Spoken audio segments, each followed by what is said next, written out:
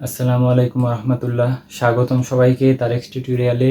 আমি তারেক এসএসসি কেমিস্ট্রির দ্বিতীয় অধ্যায়ের একটি গুরুত্বপূর্ণ টপিক নিয়ে তোমাদের মাঝে হাজির হলাম। আজকে আমাদের টপিক হচ্ছে বরফে তাপ প্রদানের লেখচিত্র। আমাদের কেমিস্ট্রি বইয়ের দ্বিতীয় অধ্যায় পদার্থের অবস্থা, এই অধ্যায়ের সবচেয়ে গুরুত্বপূর্ণ একটি টপিক হচ্ছে বরফে তাপ প্রদানের লেখচিত্র, এবং আরেকটি আছে যেটা এর পরবর্তী ক্লাসে হবে, সেটা হচ্ছে শীতলীকরণের লেখচিত্র। তো আজকে আমরা বরফে তাপ প্রদানের লেখচিত্রটা দেখব এবং পরবর্তী ভিডিওতে শীতলীকরণের লেখচিত্রটি দেখার চেষ্টা করব। এবার শুরু করছি আমাদের আজকের ভিডিও। তাহলে প্রথমেই যদি আমরা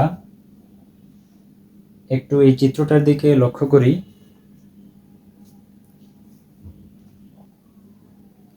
যেহেতু আমরা একটা বরফকে তাপ প্রদানের মাধ্যমে গলানোর চেষ্টা করব, তাই প্রথমেই আমরা একটু মনে মনে চিন্তা করি যে একটা বরফ যার বর্তমান তাপমাত্রা হচ্ছে -40°C।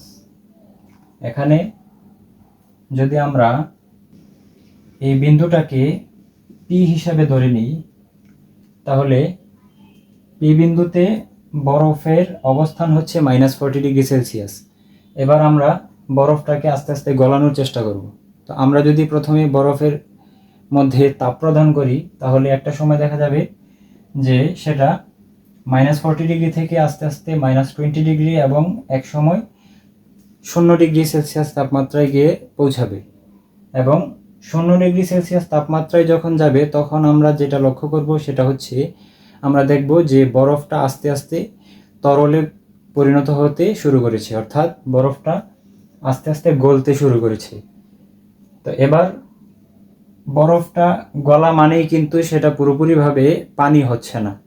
তো প্রথমেই পুরো বরফটা গলতে হবে, তারপর পানি হবে। তো আমরা যেটা দেখতে পাচ্ছি,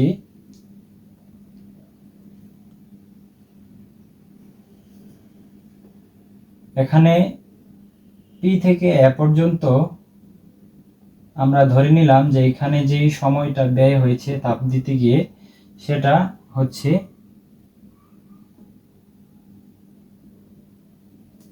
5 মিনিট ধরে নিলাম। এবার 5 মিনিটের মধ্যে আমাদের বরফটা 0°C তাপমাত্রায় গিয়ে, অর্থাৎ আস্তে আস্তে গলতে শুরু করেছে। এখন এ থেকে বি পর্যন্ত আমরা যেটা লক্ষ্য করব সেটা হচ্ছে বরফটা গলছে। তো অর্থাৎ আমরা এখানে বলতে পারি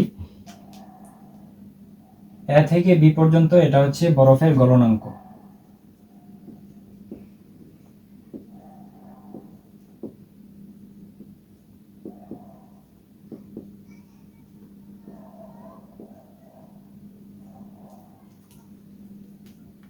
তাহলে এ থেকে বি পর্যন্ত বরফটা গলতে শুরু করেছে, এবং আমরা যদি একটু সময়টা চিন্তা করি, তাহলে এ থেকে বি পর্যন্ত যেতে আমরা ধরে নিলাম এখানে সময় লেগেছে 10 মিনিট।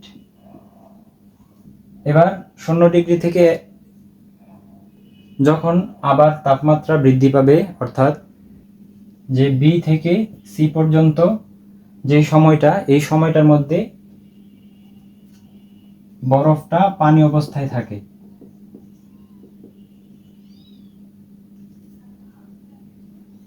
এবং এটার সময় যদি ধরে নেই,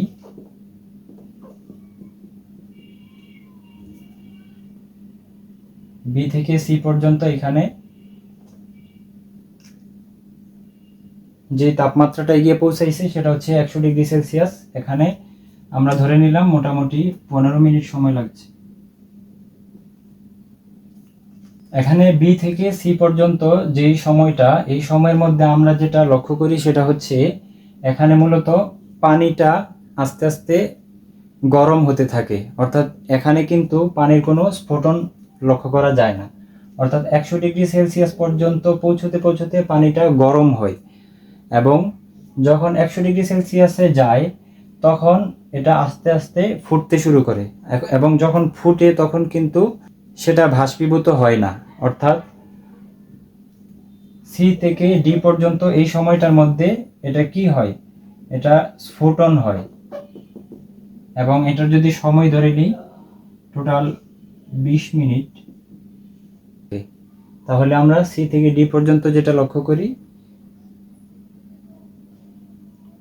সেটা হচ্ছে পানির স্ফুটনাঙ্ক।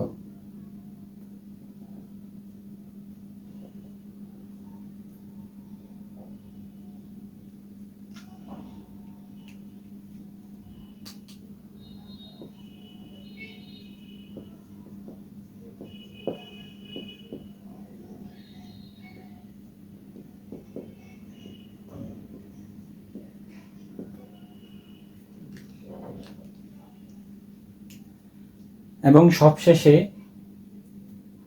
ডি থেকে যদি আমরা এই বিন্দুটাকে ই ধরি, তাহলে 100 ডিগ্রি থেকে আমরা যখন তাপমাত্রা বাড়াইয়ে 140 ডিগ্রিতে নিয়ে যাব, তখন আমরা যেটা লক্ষ্য করব সেটা হচ্ছে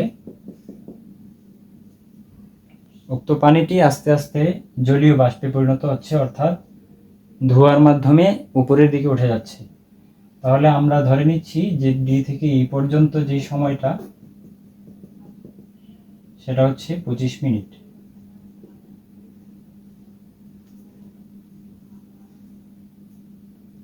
তাহলে এটাই হচ্ছে মূলত বরফে তাপ প্রদানের লেখচিত্র। আমরা যদি একটু সামারি করি তাহলে যেটা দেখতে পাই সেটা হচ্ছে, আমরা যদি বরফকে পি ধরে নিই তাহলে পি থেকে এ পর্যন্ত আমরা যদি 5 মিনিট ধরে তাপ দিতে থাকি তাহলে সেটা 0 ডিগ্রি সেলসিয়াস পর্যন্ত যাবে, এবং এই 0 ডিগ্রি সেলসিয়াসের আগ পর্যন্ত সময়টাতে বরফটা বরফই থাকবে।